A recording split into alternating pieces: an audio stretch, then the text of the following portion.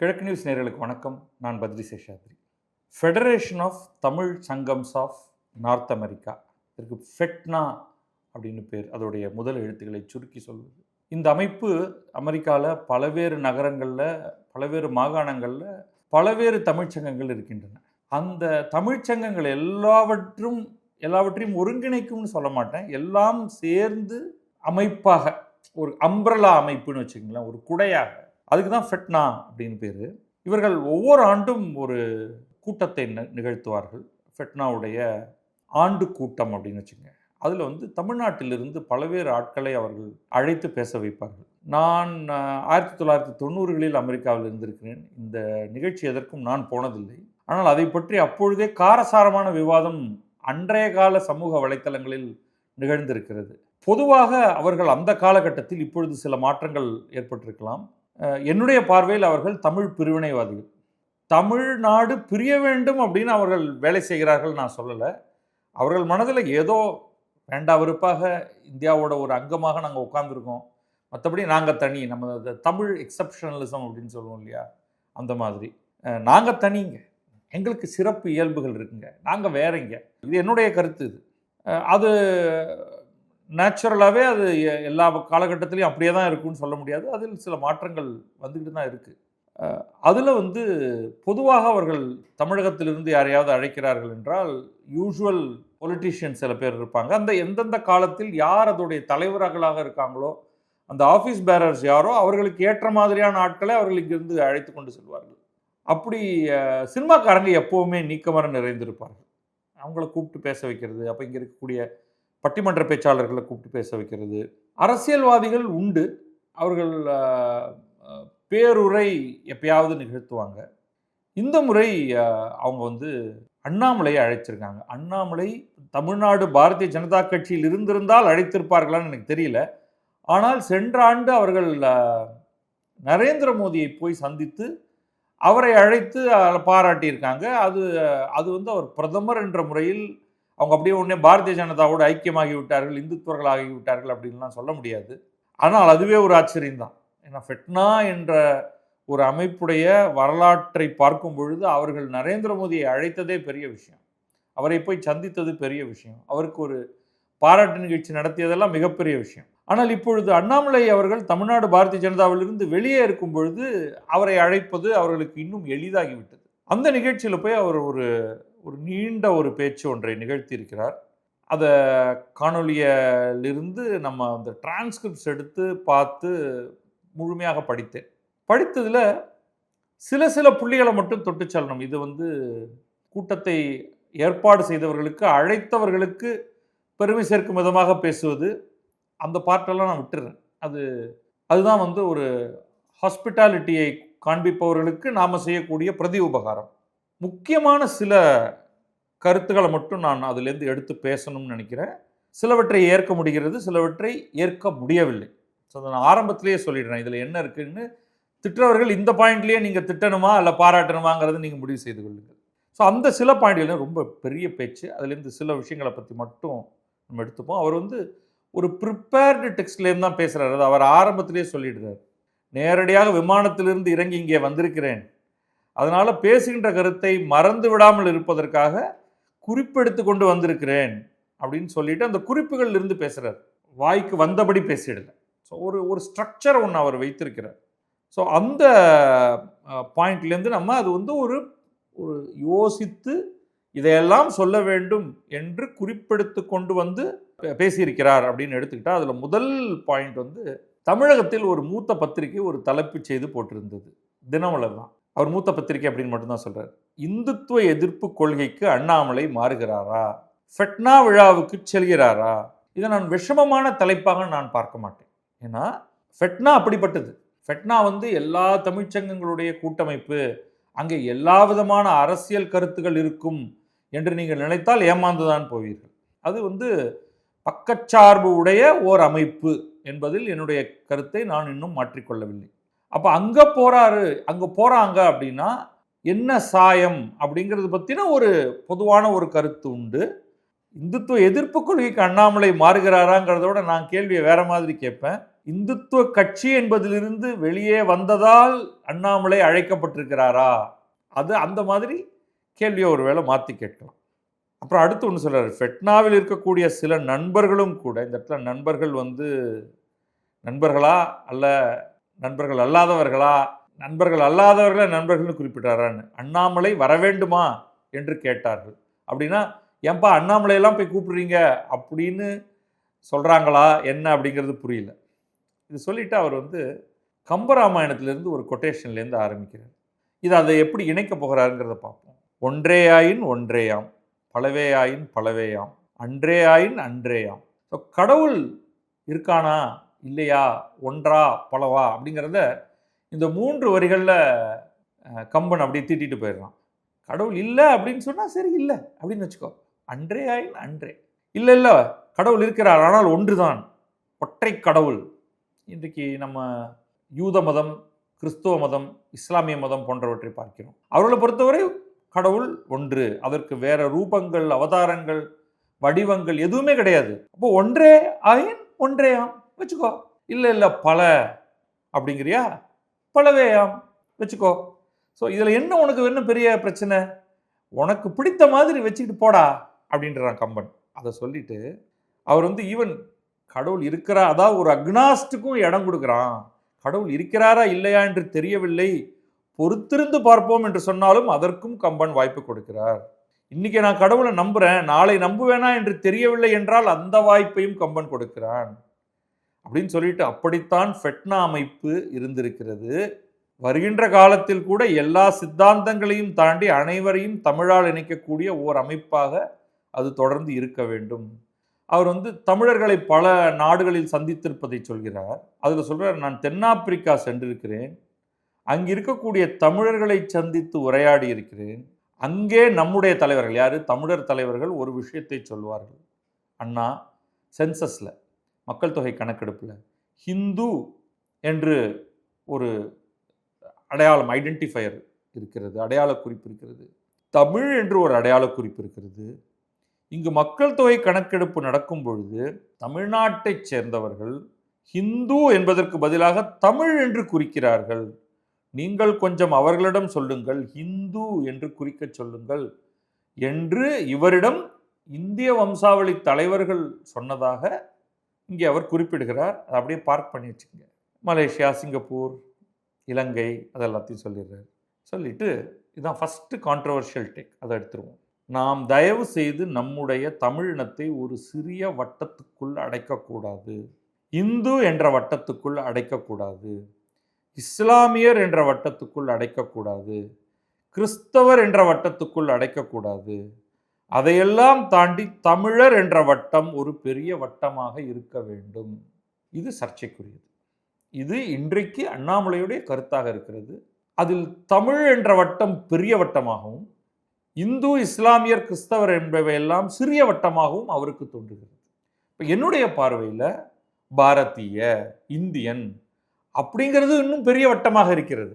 நான் இதே விஷயத்தை பற்றி சொல்வதாக இருந்தால் அதை ஃபெட்னாவில் சொல்ல இடம் கிடைக்குமா, ஃபெட்னா அதை வரவேற்கிறதா அப்படிங்கிறது வேற. பாரதிய கலாச்சாரம், இந்திய கலாச்சாரம் என்பதுதான் மாபெரும் வட்டம்.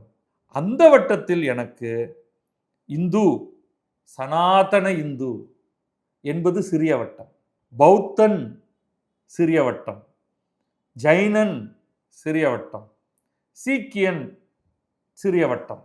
வெளியிலிருந்து வந்த மதங்களான இஸ்லாம், கிறிஸ்தவம் இரண்டையும் நான் ஏற்றுக்கொள்கிறேன். ஏன்னா பாரதிய கலாச்சாரத்தில் அவை ஒரு அங்கமாகி விட்டன, அதனால் அவற்றை ஏற்றுக்கொள்கிறேன். ஆனால் இந்திய கலாச்சாரம், இந்தியம் அப்படிங்கிறது, பாரதியம் என்பது மிகப்பெரிய வட்டமாக நான் பார்க்கிறேன்.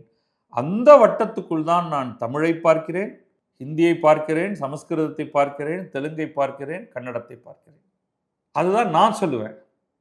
அண்ணாமலையே 2-3 மாதங்களுக்கு முன்னால் எதை சொல்லியிருப்பார் தெரியல. தமிழ் வட்டம்தான் உள்ளதிலேயே பெரிய வட்டமா அவரை பொறுத்தவரை அப்படிங்கிற ஒரு சர்ச்சை கேள்வி வருகிறது. அதை அப்படியே வச்சிருவோம். இதெல்லாம் என் கருத்தை அவர் எடுத்துக்கணுங்கிறது இல்லை, அவர் கருத்தில் எனக்குள்ள மாற்றத்தை சொல்கிறேன். அப்புறம் ஒரு புறநானூற்று வரிகள்லேருந்து ஆரம்பிக்கிறேன். இவர் துண்டு துண்டாக நான் தாண்டி வரேன், அதனால் ஒரு கண்டினியூட்டி இருக்குது அவரோட ஸ்பீச்சில். பட் நான் வந்து சில புள்ளிகளை மட்டும் எடுத்து செல்ல வேண்டும்ங்கிறதுக்காக எடுத்துக்கிறேன். இவர் உண்டால் அம்மை இவ்வுலகம் அப்படிங்கிற பாட்டை முதல் வரியை சொல்லிட்டு அதில் என்ன சொல்ல வர்றாருன்னா, அந்த பாடல் ஒரு தமிழன் எப்படி இருக்க வேண்டும் என்பதை கூறுகிறதுங்கிறார். இல்லை, ஒரு மனிதன் எப்படி இருக்க வேண்டும் என்பதை கூறுகிறது. தமிழில் எழுதப்பட்டிருக்கிறது. நீங்க தமிழில் எழுதப்பட்டிருந்தால் தமிழன் எப்படி இருக்க வேண்டும் என்று கூறுகிறது. அப்படின்னா நீங்க வந்து திருக்குறளை உலக பொதுமறைலாம் எடுத்துக்கிட்டு போகவே முடியாது இல்லைங்களா? அப்ப நீதிநூல் இலக்கியங்கள் உச்சபட்சத்தை, உலகின் விழுமியங்கள் உச்சத்தை தொட விரும்பக்கூடிய எல்லா விதமான இலக்கியங்களும் ஒட்டுமொத்த மனிதகுலம் எவ்வாறு இருக்க வேண்டும் என்றுதான் கூறுகின்றன. என்னுடைய மக்கள் எவ்வாறு இருக்க வேண்டும் என்று கூறுவதில்லை. என் மொழி பேசும் மக்கள் எவ்வாறு இருக்க வேண்டும் என்று கூறுவதில்லை. ஆனால் இதை எழுதியவன் தமிழன் என்று நீங்கள் பெருமைப்பட்டுக் கொள்ளலாம். ஏன்னா அவன் தமிழ்ல எழுதியிருக்கான். அதுதான் இங்க பாயிண்ட். இதே கருத்துக்களுக்கு இணையான கருத்துக்கள் பல மொழிகளில் இருக்கின்றன. நான் இந்தியாவில் மட்டும் தேடணுங்கிற அவசியமே கிடையாது. உலக மொழிகள் பலவற்றிலும் இருக்கின்றன. அப்ப இது வந்து தமிழன் எவ்வாறு இருக்க வேண்டும் என்று சொல்லும் பொழுதே அது ஃபெட்னா கூட்டத்தில் விசிலடிப்பவர்களுக்கு வேண்டுமானால் அது ஒரு கிளர்ச்சியை கொடுக்கலாம். ஆனால் இந்த சட்டில் வார்த்தைகள் ரொம்ப முக்கியம். உயர்ந்த கருத்துக்கள் யாவும் அனைத்து மனிதர்களையும் போய் தொடவே விரும்புகின்றன. மொழியை மாற்றிட்டீங்கன்னா அது எல்லாருக்கும் சொந்தமாயிடுது. கம்பன் எப்படி எல்லோருக்கும் சொந்தமோ ஷேக்ஸ்பியர் அவ்வாறே எல்லோருக்கும் சொந்தம் அப்படின்னு தான் நம்ம தாண்டி போறோம். அமிர்தமே கிடைத்தாலும் அதை மற்றவர்களிடம் பகிர்ந்து உண்ண வேண்டும், சினம் கொள்ளாதவனாக இருக்க வேண்டும், உண்டால் அம்ம இவ்வுலகம், உலகையே கூலியாக கொடுத்தாலும் கூட பழிச்சொல்லுக்கு ஆளாதவனாக ஒருவன் இருக்க வேண்டும். தமிழன் அப்படின்னு சொல்றாரு. ஒருவன் இருக்க வேண்டும், தன் முயற்சியை பிறர் நலனுக்கு ஆக்குபவனாக இருக்க வேண்டும். இந்த சர்ச்சையோடைய கண்டினியூட்டிக்கு வரேன்னா, எப்போது சொல்கிறார்? 2000 ஆண்டுகளுக்கு முன்பு. அப்போது இந்த உலகத்தில் இன்று இருக்கின்ற மதங்களில் எத்தனை மதங்கள் இருந்தன என்று யோசித்து பாருங்கள். நிச்சயமா இந்து மதம் இருந்தது, அது சனாதன இந்து மதம் இருந்தது, வேத மதம் இருந்தது, அந்த மதத்துடன் போட்டி போட்ட மதங்கள் இருந்தன. பௌத்த மதம் இருந்தது, ஜைன மதம் இருந்தது, ஆஜீவகம் இந்தியாவின் ஏதோ சில பகுதிகளில் இருந்திருக்கலாம். அது தமிழகத்தில் இருந்ததாக இங்கே கதை விடுபவர்கள் சிலர் இருக்கிறார்கள். இந்தியாவில் பல மத பிரிவுகள் இருந்தன, பல தரிசனங்கள் இருந்தன, பிலசாபிக்கல் சிஸ்டம்ஸ் இருந்தன. நம்ம இந்தியாவில் வந்து 6 தரிசனங்கள் இருந்ததாக நம்ம பார்க்கிறோம். பூர்வ மீமாம்சை, உத்தர மீமாம்சை, நியாயா, வைசேஷிகா, சாங்கியா, யோகா என்று இவையெல்லாம் இருந்தன. ஸோ தமிழகத்தில் இவற்றின் தாக்கம் நேரடியாக இருந்தது. இது இந்த பாடல்கள் எழுதப்பட்ட காலகட்டத்தில் அது இதே புறநானூரிலேயே விரவி கிடக்கிற இந்த கருத்துக்களை எல்லாம் நாம் பார்க்கிறோம். ஆனால் இவர் வந்து கன்வீனியண்டா என்ன பண்றாருன்னா, 7ஆம் நூற்றாண்டில் இஸ்லாமிய மதம் வந்தது. எங்க வந்தது? உலகத்துக்கு வந்தது. 2ஆம் நூற்றாண்டில் கிறிஸ்தவ மதம் பரவியது. அது 0 கிறிஸ்தவம்னு எடுத்துக்கிட்டோம்னா அது வெளி உலகத்துக்கு பரவ ஆரம்பித்தது 4-5ஆம் நூற்றாண்டுகளுக்கு பிறகுதான். 4ஆம் நூற்றாண்டு அப்படின்னு தான் நம்ம எடுத்துக்கணும். ப்ராபப்ளி 5ஆம் நூற்றாண்டில் தான் பெரும் பாய்ச்சல் அதற்கு வந்தது. 7ஆம் நூற்றாண்டில் இஸ்லாமிய மதம் வந்தது. 6ஆம் நூற்றாண்டில் புத்த மதம் வளர்ந்ததுன்னு போடுறாரு. அது அனக்ரானிஸ்டிக், காலம் சரியல்ல. அது 5ஆம் நூற்றாண்டு பிசி, 2500 ஆண்டுகளுக்கு முன்னமேயே புத்தர் பிறந்து விட்டார். அவருடையது அது மிகப்பெரிய அளவுக்கு அசோகர் 3ஆம் நூற்றாண்டு பொதுயுகத்துக்கு முன் பிசியில் அசோகர் காலகட்டத்து வரும்பொழுதே புத்த மதம் பல பிரிவுகளாக பிரிந்து கிடந்தது. அதையெல்லாம் ஒன்று சேர்ப்பதற்காக அவர் முனைகிறார். அதற்கு பிறகு எண்ணற்ற ஆண்டுகள் அது வளர்ந்து வந்திருக்கு. அப்ப 6ஆம் நூற்றாண்டில் புத்த மதம் வளர்ந்தது, பரவியதுங்கிற வார்த்தையை வந்து ஒருத்தர் டிஃபெண்ட் பண்ணலாம். அவர் வந்து அது வந்ததுன்னு சொன்னாரா? அது முன்னாடியே வந்துருச்சு, ஆனால் அது வளர்ந்தது அப்படிம்பாங்க. வளர ஆரம்பித்தது அதற்கு முன்னாடியே அது பல நாடுகளுக்கும் போக ஆரம்பிச்சிருச்சு. இந்தியா முழுக்க பரவி தமிழகத்துக்கே அது வந்து அதற்கு முன்னாடியே வந்துருச்சு. அதனால அதை விட்டுருவோம். அது கூட இதை நான் ஒரு பெரிய விஷயமாக எடுத்துக்கல. அப்ப அவர் என்ன சொல்றாருன்னா, உண்டாலம்ம இவ்வுலகம் என்னும் பாடலின் கருத்து மதங்களுக்கே முற்பட்டது அப்படிங்கிறார். ஒரு மனிதன் அறத்தோடு வாழ வேண்டும் என்று சொல்லிக் கொடுத்த மண்ணில் பிறந்தவர்களாகவும் அதை பேசக்கூடிய தமிழ் மொழியை பேசக்கூடியவர்களாகவும் நாம் இருக்கிறோம். எகைன் உலகத்தின் பல மொழிகளில் இந்த கருத்து இருக்கு. சாதி மதம் ஆகியவற்றையெல்லாம் தாண்டி நிற்க வேண்டும் என்று எல்லா மதங்களும் சொல்கின்றன அப்படின்னு சொல்லி அடுத்து இன்னொன்று கல்வியை பற்றி சொல்றாரு. பட் பேசிக் பாயிண்ட் வந்து மதங்கள் வருவதற்கு முன்பே இந்த மண் இவற்றையெல்லாம் சொல்லி கொடுத்திருக்கிறதுன்னு அவர் சொல்றது தான் ப்ராப்ளம். அப்போ மதத்தை நெகட்டிவாக பார்க்குற மாதிரியான ஒரு பார்வை வந்துடுது. மதம் வரும்பொழுதுப்பா அது வந்து கொஞ்சம் நிறைய நல்ல விஷயங்கள் எடுத்துகிட்டு வருது, கூடவே நிறைய கெட்ட பேகேஜையும் எடுத்துகிட்டு வருது. ஆனால் மதம் பிரிக்கிறது, மொழி இணைக்கிறது அப்படின்னு நம்ம ஊரில் சும்மா அந்த கதை விட்டு பேசுகிறவங்கலாம் இருக்காங்க. எந்த வட்டத்துக்குள்ளே இருந்துக்கிட்டு நீங்கள் பார்க்குறீங்க அப்படிங்கிறது தான். மொழியும் பிரிக்கிறது. அதனால தான் நான் தமிழன், நீ கன்னடன், நீ தெலுங்கன் அப்படின்ட்டு அந்த பிரிவினை பேச்சுகளும் இருக்குது. நீங்கள் எந்த வட்டத்துக்குள்ளே இருந்துக்கிட்டு எந்த கிராமத்துக்குள்ளே உட்காந்துக்கிட்டு பக்கத்து வீட்டுக்காரன் அப்படின்னு நம்ம சொல்லிட்டு இருக்கோம், பக்கத்து மாநிலத்துக்காரன், வேற கிராமத்துக்காரன் அப்படின்னு சொல்கிறோம், எந்த ஜாதிக்குள் உட்கார்ந்து கொண்டு இணைக்கிறது பிரிக்கிறதுன்னு பேசுகிறோம் அப்படிங்கிறதெல்லாம் பார்க்கணும். இப்போ கல்வியையும் அறத்தையும் உயர்த்தி பிடிப்பது என்பது தமிழில் மட்டும்தான் இருக்கிறது என்றால் இல்லை. பல மொழிகளிலும் பல சமூகங்களிலும் இந்த கருத்துகள் இருந்து கொண்டே வந்திருக்கின்றன. எக்கச்சக்க உதாரணத்தை சொல்லலாம். இவர் வந்து இன்று நாம் கீதையை சொல்கிறோம், குரானை சொல்கிறோம், பைபிளை சொல்கிறோம். ஆனால் அவற்றுக்கும் முன்பாக ஒரு மனிதகுலம் அறத்தோடு எப்படி வாழ வேண்டும் என்று சொல்லி கொடுத்த அற்புதமான நிலத்திலிருந்து நாம் வந்திருக்கிறோம். அப்படிங்கும்போது அங்கே ப்ராப்ளம் ஆரம்பிக்குது.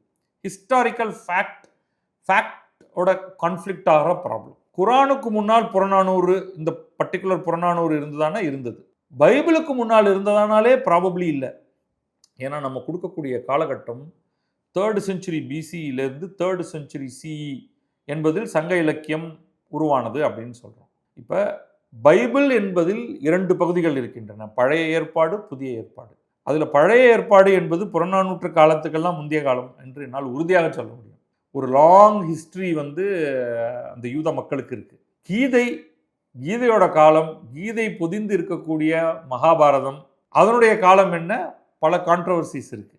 ஆனால் புறநானூற்று பாடல் கீதைக்கு முந்தையது, கீதை பிற்சேர்க்கை பின்னால் எழுதி சொருகப்பட்டது அப்படின்லாம் சொல்றாங்கன்னா அங்கே சில பிரச்சனைகள் வர ஆரம்பிக்கின்றன. இப்போ உறுதியாக புறநானூறு என்பது கீதைக்கு முன், குரானுக்கு முன், பைபிளுக்கு முன் அப்படின்னு சொல்றதுல ஒரு ப்ராப்ளம் இருக்கு. அப்போ இவற்றுக்கெல்லாம் முன்னாலேயே அறத்தோடு வாழ வேண்டும் என்று சொல்லி கொடுத்த அற்புதமான நிலத்தில் நாம் வந்திருக்கிறோம் அப்படின்னு சொல்லும் பொழுது எங்களுக்கென்று ஒரு தனியான ஒரு பாதை ஒன்று இருந்திருக்கிறது.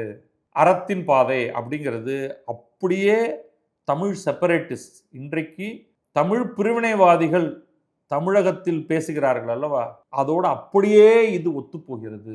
அது எனக்கு ப்ராப்ளமேட்டிக்காக இருக்குது. இதில் ஒரு பெரிய ஹிஸ்ட்ரி இருக்குது. அவங்கெல்லாம் யார் யார் என்ன அப்படிங்கிறதெல்லாம் வந்து நான் ஏற்கனவே பல இடங்களில் பேசியிருக்கேன். பட் பேசிக் பாயிண்ட் வந்து அவங்க சொல்கிறது, இன்றைக்கி அதை உறுதிப்படுத்திக்கிட்டோம், கீழடியை தோண்டி பார்த்தோம், கடவுளே இல்லை என்று சொல்பவர்கள் எல்லாம் இந்த பாயிண்டில் தான் வராங்க. எங்களுடைய சமுதாயம் கடவுளற்ற அறம் மட்டுமே இருந்த சமுதாயமாக இருந்தது. அனைத்து மதங்களும் வெளியிலிருந்து வந்தன. எது இன்றைக்கு இருக்கக்கூடிய பௌத்தமாக இருக்கட்டும், ஜைனமாக இருக்கட்டும், அதில் சில பேர் மட்டும் கொஞ்சம் கிறுக்குத்தனமாக ஆஜீவகமே இங்கே தோன்றியதும்பாங்க. அவங்கள மட்டும் விட்டுடுவோம், அவங்க தனி பிரகிருதி அப்படின்னு சொல்லி. சனாதன இந்து மதம் கட்டாயமாக அது ஒரு பிராமண மதம், அது வெளியிலிருந்து வந்தது. எங்களுக்கென்று எங்கள் சொந்த கடவுளர்கள் இருந்தார்கள், சீமான் மாதிரி. எங்கள் நிலத்தின் முருகனை ஆந்திராகாரம் படம் எடுக்கும் பொழுது அது வடநாட்டில் பிறந்தவனாக காண்பிக்க கூடாது. நீ ஏதோ திருச்செந்தூர்ல உட்காந்துக்கிட்டு நீ உன் கதையை பேசிக்கிட்டு இருக்கியா, அவனுக்கும் அதே சாமி இருக்கான், அவன் சாமி அவன் எப்படி கும்பிடணும்ட்டு உங்கள்கிட்ட வந்து கேட்டுட்டு இருக்க முடியாது இல்லையா? ஸோ இந்த மாதிரியான சீமானியர்கள் போன்றவர்கள்லாம் இருக்காங்க, பெரியாரியர்கள் மாதிரி சீமானியர்கள். சீமானியர்கள் வந்து இந்த மாதிரியான கதைகள்லாம் எடுத்து விடுவதில் வல்லவர்கள். இது அதை நோக்கி போகிறது. அதுதான் வந்து அந்த இடத்துல ஒரு ப்ராப்ளத்தை உருவாக்குறது எனக்கு. ஸோ இதெல்லாம் வந்து அண்ணாமலை அவருக்கு ஒரு சீராய்வு மனு போடுவோம், இதை ஒரு தடவை பாருங்க, இது என்ன பார்வையை காண்பிக்கிறது அப்படிங்கிறத நீங்களே பாருங்க அப்படின்ட்டு. அடுத்து அவர் வந்து இன்னொரு சர்ச்சைக்குரிய கருத்தை சொல்லியிருக்கிறார். எனக்கு அது சர்ச்சைக்குரியது தான், அதை நான் சொல்லிடுறேன். ஆகஸ்ட் 15 நாம் நம்முடைய சுதந்திர தினத்தை கொண்டாடுகிறோம். இப்போ இந்த மொழி மதம் பற்றி பேசினார். இப்போ கண்டெம்பரரி உலகத்துக்கு, இந்த கால உலகத்துக்கு வந்துட்டார். ஆகஸ்ட் 15 நாம் நம்முடைய சுதந்திர தினத்தை கொண்டாடுகிறோம். பிப்ரவரி 4 இலங்கை தன்னுடைய சுதந்திர தினத்தை கொண்டாடுகிறது. வட அமெரிக்காவில் மட்டும் 4 லட்சம் இலங்கை தமிழர்கள் இருக்கிறார்கள். அவர்களுக்கு சுதந்திர தினம் இல்லாமல் இருக்கிறது. இது ஒரு கடுமையான பிரிவினை கருத்து, கடுமையான பிரிவினை கருத்து. இலங்கையில் தமிழர்கள் தனி நாடு கேட்டு போராடி கிட்டத்தட்ட அந்த சமூகத்தையே அழித்தார்கள். வேலுப்பிள்ளை பிரபாகரன் அதில் முதன்மையாக இருந்தார். கடைசியாக தானும் இறந்து போனார். எண்ணற்றவர்கள் இறந்து போவதற்கு காரணமாக இருந்தார். அவர் ஆரம்பிக்கல. அவருக்கு முன்னாடியே மாணவர் போராட்டம் எல்லாம் தொடங்கி 50களிலிருந்தே அந்த பிரச்சனைகள்லாம் வந்துகிட்டு தான் இருக்கு. ஆனால் அதை மிகப்பெரிய போராட்டமாக மாற்றி, ஆயுத போராட்டமாக மாற்றி, கோரமான பல பத்தாண்டுகள் நடக்கக்கூடிய ஒரு போரை நிகழ்த்தி, முள்ளிவாய்க்காலில் இறுதியாக எண்ணற்றவர்கள் அழிந்து போக காரணமாக இருந்தவர் என்னை பொறுத்தவரை பிரபாகரனும். அவருக்கு தூபம் போட்டவங்க ஈக்குவலி ஹாரபிள் அங்கே இருந்த சிங்கள பௌத்த வெறி பிடித்த இலங்கையைச் சேர்ந்தவர்கள். இது ஒரு பக்கம் மட்டுமே தட்டி ஓசை உண்டாகல. ஆனால் இப்பொழுது இலங்கை தமிழர்களுக்கென்று சுதந்திர தினம் இல்லாமல் இருக்கிறது என்று சொல்வது அந்த நாட்டில் பிரிவினையை கோருவது. That is unfortunate. இதை ஒரு நாளைக்கு தமிழ்நாட்டில் ஹையஸ்ட் கான்ஸ்டிடியூஷனல் போஸ்டாக இருக்கக்கூடிய முதல்வர் பதவியை நோக்கி செல்லக்கூடிய விரும்பக்கூடிய ஒருவர் சொல்வது, பாரதிய ஜனதா போன்ற ஒரு கட்சியில் இவ்வளவு நாட்கள் இருந்துவிட்டு ஒருவர் சொல்வது வருத்தத்தை தருகிறது. அதை நான் பதிவு பண்ணிடுறேன். மற்றபடி தமிழகத்தில் சுமார் 90,000 புலம்பெயர்ந்த தமிழர்கள் இருக்கிறார்கள். நம் காலத்தில் அவர்களுக்கான ஒரு நியாயத்தை பெற்றுக் கொடுக்க வேண்டிய கட்டாயமும் கடமையும் நமக்கு இருக்கிறது என்றால் அதை நான் ஏற்றுக்கொள்கிறேன். ஆனால் அது அந்த நாட்டை பிளந்து அல்ல.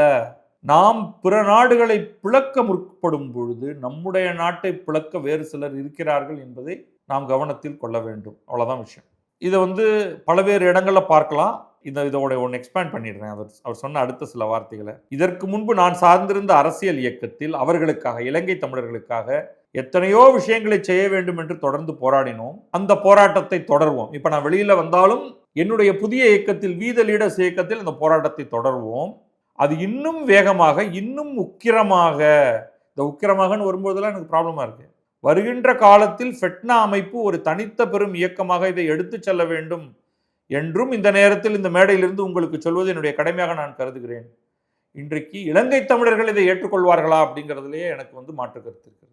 அமைதி திரும்பி பல்வேறு விஷயங்கள் அங்கே ஒழுங்காகி கொண்டிருக்கக்கூடிய நேரத்தில் இலங்கை தமிழ் மக்கள் பிரிந்து போக வேண்டும் என்று அவர்களே பெருமளவில் நினைக்காமல் அது நீர்த்து போன நேரத்தில் தமிழகத்தில் இருக்கக்கூடிய ஓரிருவர், சீமான், வைகோ, இன்னும் ஒரு 4-5 தமிழ் தேசியர்கள் போன்றவர்கள் நினைத்து கொண்டிருக்கக்கூடிய ஒரு கருத்தை அண்ணாமலை பேசுவது சரியல்ல. அப்புறம் தமிழ்நாட்டுக்கு நல்லது பண்ணுங்க அப்படின்னு 2-3 கருத்து சொல்றாரு. ஒரு பாசிட்டிவ். இவ்வளவு நேரம் அண்ணாமலையுடைய கருத்துக்களுக்கு என்னுடைய மறுப்பைத்தான் நான் இது வரைக்கும் தெரிவிச்சிருக்கேன். அது சரியல்ல அப்படிங்கிறது. ஹிஸ்டாரிக்கல் ஃபேக்சுவல் எரர்ஸ் இருக்கு. சில கருத்துகள் தவறானவை, அந்த நோக்கமே தவறானவை அப்படிங்கிறத சொல்லிடுறேன். அடுத்து அவர் சொல்றதோடைய பாசிட்டிவா சில விஷயங்களை சொல்லி முடிச்சிருவோம். 2-3 கருத்துக்கள் அவர் சொல்றாரு. தமிழகத்தில் இருக்கக்கூடிய பள்ளிகளை தத்தெடுங்கள், அவர்களுக்கு ஆங்கிலம் சொல்லிக் கொடுக்க முயற்சி எடுங்கள். பள்ளிகளை தத்தெடுங்கள், அது ஆங்கிலம் சொல்லிக் கொடுப்பதை தாண்டி ஒரு மிகப்பெரிய விஷயம் கல்வியை புகட்டுவது. தமிழகத்தில் பள்ளிக்கல்வியின் நிலை அந்தோ பரிதாபம். நான் ஒட்டுமொத்தமாக எல்லாரையும் சேர்த்து கிரிட்டிசைஸ் பண்ணுவேன். கவர்மெண்ட் பள்ளிகள் எல்லாம் அதல பாதாளத்தில் இருக்கின்றன. இந்த அசர் ரிப்போர்ட் ஆண்டுக்காண்டு வருவதை பார்த்தாலேயே கண்ணில் ரத்தம்தான் வடியும். நம்முடைய குழந்தைகளுக்கு மொழியும் புரிவதில்லை, கணிதமும் புரிவதில்லை, படிக்க தெரிவதில்லை, காம்ப்ரிஹென்ஷன் ஸ்கில் இல்லை அப்படிங்கிறதெல்லாம் நன்றாக தெரிகிறது. அடுத்து பிரைவேட் பள்ளிகள். பிரைவேட் பள்ளிகளிடம் லஞ்சம் வாங்கக்கூடாதுங்கிறது அளவில் தான் நான் பிரைவேட் பள்ளிகளுக்கு ஆதரவாளன். ஆனால் பிரைவேட் பள்ளிகள் பெரும்பாலானவை குப்பை. நல்லதை தேடித்தான் பார்க்கணும். அவர்கள் வாங்கக்கூடிய கட்டணத்துக்கு இணையான கல்வியை அவர்கள் தருவதில்லை. ஆக ஒட்டுமொத்தமாக தமிழ்நாட்டில் கல்வி மோசமாக இருக்கிறது. அப்போ கர்நாடகாவில் சிறப்பாக இருக்குன்னா நிச்சயமாக அங்கேயும் மோசமாக தான் இருக்கும். பட் நான் இங்கே தான் வசிக்கிறேன், இதைத்தான் நான் பார்த்து கொண்டிருக்கிறேன். அப்போ மாடல் பள்ளிகளை தத்தெடுத்து நீங்கள் உருவாக்க முடியுமா? அதாவது இப்போ என்னென்னா, இங்கே நீங்கள் கல்வி ஒன்று ஆரம்பிச்சிங்கன்னா சேம் அதை ஒரு பிஸ்னஸாக தான் ஆக்க விரும்புவீங்க. அப்போ அதே சிக்கல், அதே சூழலில் தான் மாட்டுவீங்க. தமிழக அரசோடு சேர்ந்து கொண்டு தத்துக்கு எடுத்துக்கொண்டு நீங்கள் ஒரு கிராமத்திலிருந்து போயிருப்பீர்கள். அது அவர் சொல்கிறாரு, ஒரு கிராமத்திலேருந்து போய் ஒரு பெரிய ஆளாக ஆயிருப்பீங்கன்ட்டு. எங்களுடைய கிராமத்து பள்ளிக்கூடத்தை நாங்கள் கல்வி புலம் சார்ந்து வழி நடத்துகிறோம். பணம் நாங்கள் தரோம். ஆனால் அங்கே என்ன கற்றுக் கொடுக்க வேண்டும் அதெல்லாம் சொல்லிடுறது ஈஸி. ஆனால் ஒரு அரசியல் நோக்கில் பள்ளிக்கூடத்தை நான் ஒன்றும் கல்வியை கொடுக்காட்டாலும் கட்டுப்பாட்டுக்குள் வைத்திருக்க வேண்டும் என்று எல்லா அரசும் விரும்பும் அப்படிங்கிற ஒரு அன்ஃபார்ச்சுனேட் பொசிஷன்லேருந்து சொல்கிறேன். இதுக்கு பேசாமல் தனியார் கல்விக்கூடமே ஆரம்பிச்சிடலாங்கிற அளவுக்கு ஒருத்தருக்கு ஃப்ரஸ்ட்ரேஷன் கொடுத்துருவாங்க.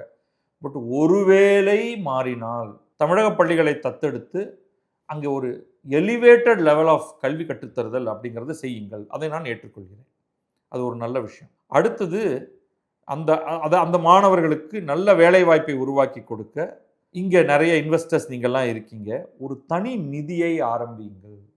அது 2வது பாயிண்ட் சொல்கிறேன். தமிழகத்தில் அரசு பள்ளிகளில் படிக்கக்கூடிய மாணவர்கள் எப்படி ஹார்வர்ட், ஸ்டான்ஃபர்ட் போன்ற உலக புகழ்பெற்ற பல்கலைக்கழகங்களுக்கு செல்ல முடியும் என்பதற்கான வழிகாட்டுதலை நீங்கள் வழங்குங்கள். Brilliant idea. இதற்கெல்லாம் அவர்கள் ஏதேனும் செய்தால் நான் வரவேற்பேன். எப்படி அமெரிக்காவில் இருக்கக்கூடிய கல்வி நிலையங்களுக்கு படிக்க செல்ல முடியும், எப்படி எஸ்ஓபி ஸ்டேட்மெண்ட் ஆஃப் பர்பஸ் எப்படி எழுத வேண்டும், எப்படி விண்ணப்பிக்க வேண்டும். சரி, அதெல்லாம் விண்ணப்பிச்சாச்சு, ஏதோ ஒரு கல்விக்கூடத்தில் இடம் கிடைக்கிறது, வேண்டிய அளவு நிதி வசதி கிடைப்பதில்லை என்றால் அவர்களுக்கு நிதி வசதி செய்து கொடுத்து படிக்க வைத்து குறைந்தபட்சம் இந்தியாவுக்கு திரும்பி அவர்கள் வந்தாலும் பரவாயில்லை. நல்ல கல்வி அப்படிங்கிறதான் நோக்கமே தவிர இங்கிருந்து அங்கே போய் அமெரிக்காவில் செட்டில் ஆகணுமா என்றால் அது இன்னும் கஷ்டமாகத்தான் போகிறது. ஆண்டுக்காண்டு ட்ரம்ப் போன்றவர்கள் லீகல் இமிகிரேஷனையே கட்டுப்படுத்த பார்க்கிறார்கள். இதற்காக ஒரு தனிப்பட்ட குழுவை உருவாக்கி நல்ல காரியங்கள் எல்லாம் செய்யுங்கள். அப்புறம் இன்னொன்று சொல்றாரு, விவசாய பெருமக்கள் இருக்கிறார்கள், சந்தைப்படுத்துவது எப்படி என்று தெரியாமல் இருக்கிறார்கள், அதற்கு உதவுங்கள். Good point. முதல் தலைமுறை பட்டதாரிகள் இருக்கிறார்கள் எங்க, தமிழ்நாட்டில். அவர்கள் அமெரிக்காவில் வேலைவாய்ப்புக்கு வர வேண்டும் என்று நினைக்கிறார்கள், அவர்களுக்கு அந்த வாய்ப்பை உருவாக்கி கொடுக்க வேண்டும் என்று அன்போடு கேட்டுக்கொள்கிறேன் அப்படிங்கிறாரு. இது கொஞ்சம் சேலஞ்சிங், பட் அதுக்கான வாய்ப்புகள் இன்றைக்கும் நடந்து கொண்டு தான் இருக்கிறது. அதனால அதுவும் உங்களால் சட்டப்பூர்வமாக என்ன பண்ண முடியுமோ அதை பண்ணுங்க அப்படின்னு சொல்லிட்டு, இந்த அமைப்பு ஃபெட்னா எத்தனையோ நல்ல காரியங்களை செய்தாலும் கூட தமிழ்நாடு உங்களிடம் இன்னும் அதிகமாக எதிர்பார்க்கிறது. That's a good point. நீங்கள் என்னதான் செஞ்சாலும் நாங்கள் மேலும் மேலும் உங்கள்கிட்ட கேட்டுக்கிட்டு தான் இருப்போம். ஏன்னா நீங்கள்லாம் வெற்றியாளர்கள். வெற்றியாளர்களிடமிருந்து எங்களுக்கு மேலும் மேலும் தேவைப்படுகிறது எங்களுடைய மாநிலத்துக்கு, உங்களுடைய மாநிலத்துக்கு அப்படிங்கிறது ரொம்ப முக்கியமான ஒரு பாயிண்ட்டு. அப்புறம் இவங்க எல்லாரையும் ராஜேந்திர சோழனோட இணைத்து பேசிட்டாரு. எப்படி கடாரம் கொண்டானின் 1000வது விழாவை நாம் இப்போ கொண்டாடுகிறோமோ, 1000வது ஆண்டு, அவன் எல்லைகளை, கடல் எல்லையை தாண்டி கப்பற்படைகளை எடுத்து சென்று எங்கு வேண்டுமானாலும் தமிழர்களால் ஆதிக்கம் செலுத்த முடியும் என்று நிரூபித்தானோ, அதுபோல நீங்கள் கடல் தாண்டி வந்தவர்கள், எதற்கும் பயப்படாதவர்கள், ஒரு புதிய வாழ்க்கையை தேடி ஒரு அற்புதமான நாட்டுக்கு புதிய வாழ்க்கையை படைத்தவர்கள், எதற்கும் அஞ்சாதவர்கள். இப்போ உங்களுக்கு ஒரு பெரிய பொறுப்பு இருக்கு. எங்கெல்லாம் இந்தியாவில் எத்தனையோ வசதிகளும் வாய்ப்புகளும் இருந்தாலும் கூட சில நாடுகளில் இன்னும் அதிக வாய்ப்புகள் இருக்கும் பொழுது அங்கே வர வேண்டும். ஏன் அமெரிக்காவுக்கு வரணும் அப்படிங்கிற பாயிண்ட் எஸ்டாப்ளிஷ் பண்ணிட்டு, 1000 ஆண்டுகளுக்கு முன் ராஜேந்திர சோழன் சென்றது போல நீங்களும் சில ஆண்டுகளுக்கு முன்பு இங்கே வந்திருக்கிறீர்கள். திரும்பி வருவதற்கு வாய்ப்பு இருந்தால் நீங்கள் திரும்ப வர வேண்டும், அல்லது அடுத்த தலைமுறை வர வேண்டும் என்று நினைத்தால் அவர்களோடு நீங்கள் இருக்க வேண்டும். ஒன்று தமிழ்நாட்டுக்கு வா, பெரிய காரியங்களை செய். இல்லை நம்முடைய அடுத்த தலைமுறை அமெரிக்காவுக்கு வரணும் அப்படின்னா அவர்களை அழைத்து கொண்டு இந்த இடத்தில் அவர்களுக்கு தேவையானவற்றை செய்து தாருங்கள் சொல்லிட்டு இறுதியாக அவர் முடிக்கிறது, தமிழை வெறும் ஒரு சடங்காக பார்க்காதீர்கள். பண்டிகைக்காக மட்டும் பேசப்படுகின்ற மொழியாக தமிழ் மாறிவிடக்கூடாது. எப்படியாவது 2ஆம் தலைமுறை 3ஆம் தலைமுறை குழந்தைகளுக்கு ஆழமாக நம்முடைய தமிழ் மொழியையும் நம்முடைய கலாச்சாரத்தையும் எடுத்து செல்ல வேண்டும். அதற்கு நீங்கள் ஒரு பெரிய பாலமாக இருக்க வேண்டும். முடிச்சிடுறாரு. கடைசியாக பாசிட்டிவ்ல முடிக்கிறதா நெகட்டிவ்ல முடிக்கிறதா அப்படிங்கிறதுல அவருடைய கருத்திலிருந்து மாறுபட்டதாக முடிப்போம். நம்முடைய மொழி மூத்த மொழி மட்டுமல்ல, உலகத்தின் எல்லா பகுதிகளுக்கும் சென்றிருக்கின்ற மொழி. எங்கேயும் யாரையும் துன்புறுத்தாமல் வாழ்ந்த இனம். ஒரு பக்கம் கடாரத்தை வென்றான் அப்படிங்கிறீங்க, கடாரத்தை வெல்லும் பொழுது துன்புறுத்து தான் செய்கிறீங்க கொஞ்சம். அதே மாதிரி அனிருத் கனிசெட்டின்னு ஒருத்தர் இருக்கார். அவருடைய புத்தகத்தை நான் ஏற்றுக்கொள்ளவில்லை. அவர் சோழர்களை பற்றி எழுதும் பொழுதெல்லாம் ராஷ்டிரகூட நாட்டை துன்புறுத்தி அழித்து தெருவெல்லாம் கொலைகளையும் கொள்ளைகளையும் செய்து கொள்ளைகளால் நிரப்பியவன் அப்படின்னு மட்டும்தான் எழுதுறார். ஹிஸ்டரி எடுத்துக்கிட்டிங்கன்னா எந்த காலத்திலும் நீங்கள் பிறரை ஜெயித்தீர்கள் என்றால் இரத்த ஆறை ஓட விட்டிருப்பீர்கள். அவர்கள் உங்கள் நாட்டுக்கு ஜெயித்தால் உங்கள் நாட்டில் இரத்த ஆறை ஓட விட்டிருப்பார்கள். அதனால் எங்கேயும் யாரையும் துன்புறுத்தாமல் வாழ்ந்த இனம் அப்படின்லாம் நம்ம சொல்லிட முடியாது. எங்கு சென்றாலும் அறத்தின்படி வாழ்பவர்கள் தமிழர்கள், அறத்தை தன்னுடைய வாழ்க்கையாக வைத்திருப்பவர்கள். இதெல்லாம் சம்பிரதாயமானது. இதெல்லாம் போய் நான் வந்து சண்டை போட்டு அப்பனா மற்றவங்க அப்படின்னு கேட்கறதெல்லாம் தப்பு. ஃபெட்னாவை வாழ்த்திய அண்ணாமலையை வாழ்த்துவோம். பட் இதெல்லாம் எல்லா சமூகத்துக்கும் பொருந்தக்கூடிய அற உணர்வுகள். யாரையும் ஏமாற்றாமல் பிழைக்க வேண்டும் அப்படிங்கிற என்று நினைக்கும் ஓர் இனம் தமிழினம். அப்படின்னா நமக்கு இன்னைக்கு எதுக்கு ஜெயில்லாம்? நம்ம இந்த பக்கம் இங்கே இருக்கும்பொழுது தினம் தினம் கொலைகளும் கொள்ளைகளும் பெண்களுக்கு அச்சுறுத்தல்களும் நிகழ்ந்து கொண்டிருக்கின்றனங்கிறதெல்லாம் செய்வது யாரு? இதே தமிழன் தானே, ரைட்? பொதுவாக ஃபெட்னாவில் கூப்பிட்டா ஃபெட்னா நல்லா அருமையாக இந்த நிகழ்ச்சியை நடத்துகிறதுன்னு தான் சொல்லணும். சில கான்செப்ட்ஸ் ஆர் யூனிவர்சல். என்னுடைய சம்மரி நான் சொல்லிடுறேன். அறம் என்பது யூனிவர்சல். சின்ன சின்ன மாறுபாடுகள் இருக்கலாம். அந்த அறத்தை எல்லா சமூகங்களும் பேசி வந்திருக்கின்றன. நான் வந்து இவர் கம்பனில் ஆரம்பித்தார். அது அப்படியே கம்பன் வழியாக இதற்கு முன்னாலேயே திருமந்திரத்தில் திருமூலர் பாடியிருக்கக்கூடிய சில கருத்துகள், நம்மாழ்வாருடைய திருவாய்மொழியில் இருக்கக்கூடிய கருத்துகள், அவைதான் உங்களுக்கு வந்து அதுக்கெல்லாம் குறிப்புகள்லாம் எடுத்து வச்சுருந்தேன். பட் பாயிண்ட் அது இல்லை. அவர் கம்பனை பற்றி சொல்கிறியே, அப்போ நம்மாழ்வாரையும் திருமூலரையும் விட்டுட்டியே அப்படிங்கிறதல்ல. அந்த கருத்துக்களே இவர் சொல்கிறார் இல்லையா, கடவுள் இல்லை என்றால் அப்படியே ஆகுக, கடவுள் ஒருவன் தான் என்றால் அது அப்படியே இருக்கட்டும், பலர் என்றால் அப்படியே ஆகட்டும் அப்படின்னு. இது எல்லாமே வந்து உங்களுக்கு பல்வேறு உபநிடதங்களில் வந்திருக்கக்கூடிய கருத்துக்கள். சாந்தோக்கிய உபனிஷத்தில் இருக்குது, பிருகதாரண்யக்க உபனிஷத்தில் இருக்குது. பல பல இடங்களில் நீங்கள் அதோடைய துண்டுகளை பார்க்கலாம். பட் அது வந்து வேற ஒரு சொற்பொழிவாகிடும். நான் நிறைய இதை பற்றி பேசணுங்கிறதுக்காக நிறையா புள்ளிகள் எல்லாத்தையும் எடுத்து வச்சுருந்தேன். முக்கியமாக நம்மாழ்வாரும் திருமூலரும் வந்து இதற்கு இணையான ரொம்ப ஒட்டி போகக்கூடிய மாதிரியான உளன் எனில் உளன் அவன் உருவம் இவ்வுருவுகள், உளன் அலன் எனில் அவன் அருவம் இவ்வருவுகள், உளனென இளனென இவை குணம் உடைமையில் உளன் இரு தகைமையோடு ஒழிவு இளன் பறந்தே அப்படின்னு அவர் நம்மாழ்வார் சொல்லியிருக்காரு. இதே மாதிரியான ஒரு கருத்தை வந்து திருமூலர் பாடுறாரு. உருவும் அருவும் அருவோடு உருவும் அருவும் பரசிவன் மண்பல் உயிர்க்கு குருவும் என நிற்கும் கொள்கையன் ஆகும் தரு என நல்கும் சதாசிவன் தானேன்னு. ஸோ நம்முடைய பாரம்பரியத்தில், மத பாரம்பரியத்தில் கம்பனும் அந்த பாரம்பரியத்தில் வந்தவன் தான். இது போன்ற எண்ணற்ற கருத்துகள் இருக்கு. ஆக இவ வந்து தனியாக ஒரு சமுதாயத்துக்கு, தமிழ் சமுதாயத்துக்கு மட்டும் தோன்றியது அப்படிங்கிறது இல்லை.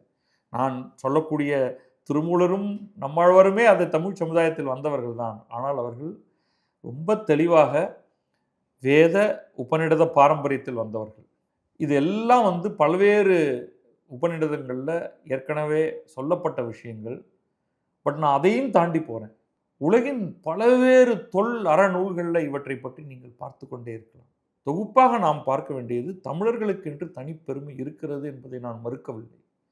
ஆனால் தமிழன் இந்த மதங்களுக்கெல்லாம் அப்பாற்பட்டு நிற்கிறவன் என்பதை நான் ஏற்றுக்கொள்ளவில்லை. பெரும்பாலான இந்த கருத்துக்கள் எல்லாம் தமிழனுக்கு மட்டும் தனியாக வந்தது, மற்றவர்களுக்கெல்லாம் மதத்தின் மூலம் வந்தது அப்படிங்கிற தமிழ் எக்ஸப்ஷனலிசம் ஆபத்தானது. அதை எதிர்த்து தான் நாங்கள் பலர் குரல் கொடுத்து கொண்டிருக்கிறோம். அண்ணாமலை தன்னுடைய நிலை என்ன என்பதை தெளிவாக எந்த இடத்துக்கு அவர் நகர வேண்டும் என்பதை என்னுடைய கருத்தாக முன்வைக்கிறேன். ஒன்று. இரண்டாவது, இலங்கை பிரிவினைவாதம். இலங்கை தமிழர்களுக்கு தனியான ஒரு விடுதலை நாள், சுதந்திர தினம் வேண்டும் என்ற கோரிக்கை ஆபத்தானது, அது தவறானது. அதிலிருந்து அவர் நகர வேண்டும். இலங்கை தமிழர்கள் நலன் காக்கப்பட வேண்டும் என்பதுதான் சரியே தவிர இன்றைய நில எல்லைகளை காரணமில்லாமல் மாற்ற முனையக்கூடாது. நம்ம அப்போ காஷ்மீர் பிரச்சனையில் உன்னுடைய கருத்து என்ன அப்படின்னு கேட்டால் அதோடைய வரலாறு என்ன அப்படிங்கிறதுலேருந்து நம்ம ஆரம்பிக்க வேண்டும். ஆனால் ஒரு நாட்டுக்குள்ள, சுதந்திரம் பெற்ற ஒரு நாட்டுக்குள்ள உள்நாட்டு பிரச்சனைகள் வரும்பொழுது அந்த பிரச்சனைகள் தீர்ப்பது என்பதுதான் சரியான பாயிண்டாக இருக்குமே தவிர அங்கே உள்ள மக்களுக்கு நாம் விடுதலை வாங்கி தர வேண்டும் என்பது அன்சஸ்டெயினபிளான ஒரு விஷயத்தை நோக்கி நம்மை கொண்டு போய் சேர்க்கும். இந்த பிரிவினைவாதத்திலிருந்து தள்ளி நிற்பதும், மதத்தை ஏதோ கெட்டது மாதிரியாக பார்ப்பதிலிருந்து நகர்ந்து நிற்பதும் சரியான பார்வைகளாக இருக்கும். இந்தியா என்னும் ஒரு சமுதாயமானது, கலாச்சாரமானது, நாகரிகமானது எத்தனையோ ஆண்டுகளாக பல்வேறு கருத்துக்களை உள்ளடக்கி கொண்டு வந்து கொண்டே இருக்கிறது. தமிழன் இதற்கு அந்நியப்பட்டவன் அல்ல. அந்த மில்லியூல ஒரு பார்ட் தான் தமிழன் அப்படிங்கிறது என்னுடைய பார்வை. அண்ணாமலையுடைய பார்வை அதே மாதிரி இருந்தால் நான் மகிழ்ச்சி அடைவேன். மற்றபடி தமிழ் சமூகம் சிறந்து விளங்க ஃபெட்னா முதற்கொண்டு இன்னும் பலர், ஃபெட்னா தன்னுடைய பிரிவினைவாத கருத்துக்களை விட்டு நீங்க வேண்டும். ஃபெட்னாவில் இந்த பிரிவினைவாதிகளின் ஆதிக்கம் குறைய வேண்டும் அப்படிங்கிறது என்னுடைய அவா. அவர்கள் தோளோடு தோள் சேர்ந்து அவங்க வந்து உடனே குஜராத்தை வளர்க்க வேண்டும்லாம் சொல்லல. அது குஜராத்திகள் பார்த்துக் கொள்வார்கள். தமிழ்நாட்டில் தமிழ் சமூகத்தில் இருக்கக்கூடிய இளைஞர்களை மேலே உயரச் செய்வதற்கு ஃபெட்னா தன்னுடைய வேலையை செய்தால் அது மிகவும் மகிழ்ச்சியுடையதாக இருக்கும். அதே போல தங்களுடைய வாரிசுகளுக்கு, தங்களுடைய 2ஆம் தலைமுறை 3ஆம் தலைமுறை மக்களுக்கு தமிழ் என்னும் மொழியையும் தமிழ் கலாச்சாரத்தையும் இந்திய கலாச்சாரத்தையும் தமிழ் அறநூல்களையும் தமிழின் அனைத்து நூல்களையும் கொண்டு போய் சேர்த்தால் அதுவும் மிகச் சிறப்பாக இருக்கும். நன்றி, வணக்கம். நான் பத்ரி சேஷாத்ரி. இது கிழக்கு நியூஸ்.